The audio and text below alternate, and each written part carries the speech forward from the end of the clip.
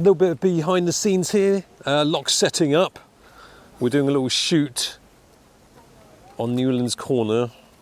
The busiest day of the year, apparently. It's, for some reason, all of the schools of Surrey have decided to have a field trip today. Luckily, they've all gone over that way. But we're setting up the car boot, I don't even know what we're calling it, car boot sale? Car boot cameras? Car boot camera gear? Car boot sale? Something like that. A mix of those words jumbled together. Yeah. But basically, we've got the cars here. And the boots. Yeah, and the boot.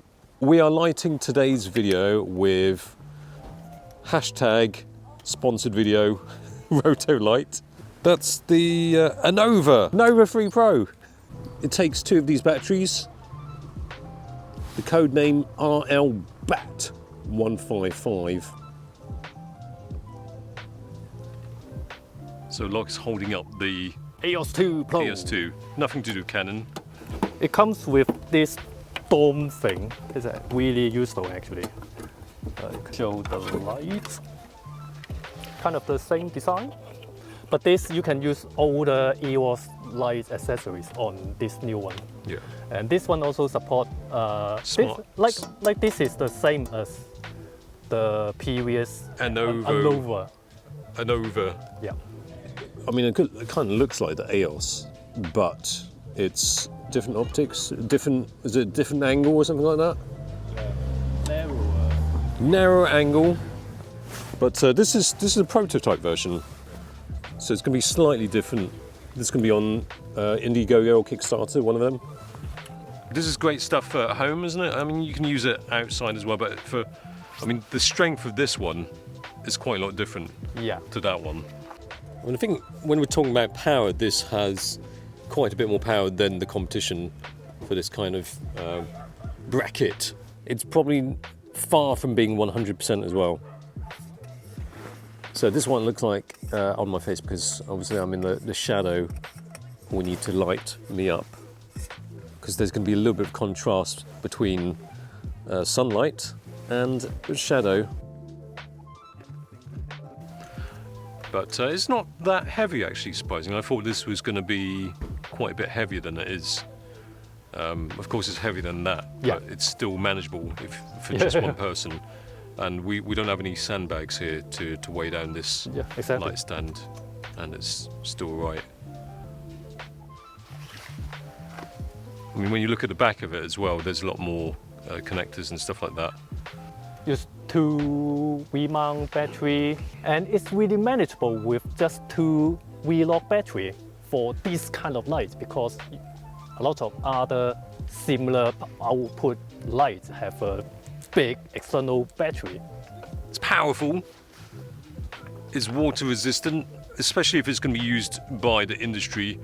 People who make actual films, they might be shooting in the rain, or they might be shooting with, in the studio, or even with fake for rain. like news report. Then you don't have to worry about a rain cover, that kind of thing. Yeah, I mean, this is IP, we'll put it on the screen, I think it's IP... IP something. Yeah, IP something. But it means it's good for even in a storm. Yeah. So even in a rainstorm. If you put a bucket of water on it, that's different, but that's not a rainstorm, is it? That's a bucket storm. The only thing you can't do is drop it in water.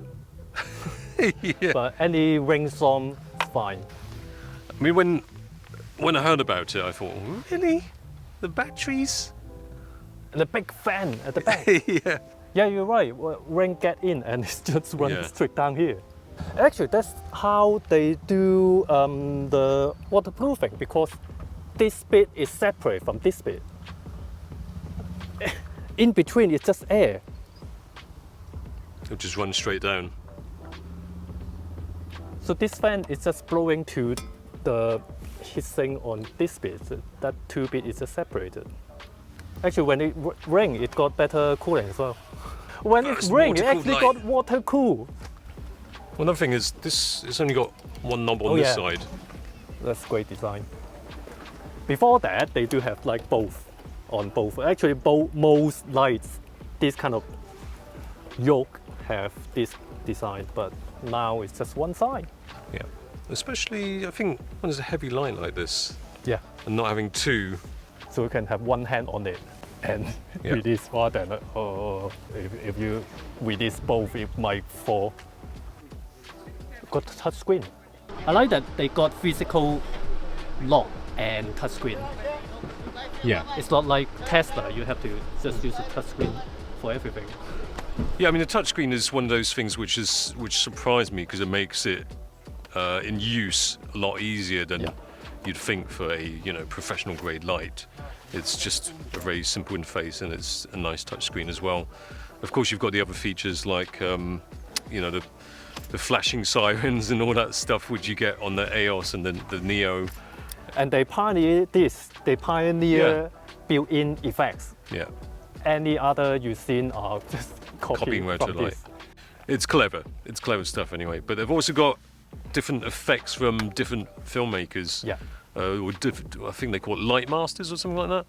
Masters of Light, isn't it? Master of Light. Oh man, imagine having that as a title, having that on your LinkedIn profile. I'm a Master of Light. Master of Light. Yeah. It's the filters and the effect they customized by those filmmakers and photographers as well, because this can be used as a flash. That's the good thing, is that it can be used not just for your filmmaking but also photos as well. Yeah, of course the flash output is not as big output as an actual flash, as actual stroke, but then these cameras are so good at low light, you can just use a higher ISO and then use this. For modeling light, this is better than other modeling lights, say studio flashes and things like that. And this flash could be color. Yeah. Color flash. When it do flash, it actually even brighter than when it is in continuous light mode. Wireless flash and no cycling time. Just keep flashing. Oh, that's what they call it. It's the magic eye feature. So when you press magic eye, it takes a reading from what it sees in front, and then it balances it with what the rest of the lights. Where's the sensor? Where's this It's bit? the Rotolight bit. Well, I don't know actually. So It's magic. it's magic.